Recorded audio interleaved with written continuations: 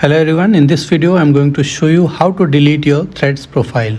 So click on the Threads app on your Android or iPhone. Now at the bottom right hand corner you can see the person kind of icon. You need to click here, so it will take you to your profile. Okay. Now at the top right hand corner you can see two horizontal lines. You need to click there. Now it will open up some settings. Now you need to click on account here. Just below the content preferences, click on account. Alright, now you can see the fourth option which says deactivate or delete profile. So if you click here, then at the bottom you can see two options, deactivate profile and delete profile. Now you also need to know that deleting the Threads profile won't delete your Instagram account. Okay, so now click on delete profile here.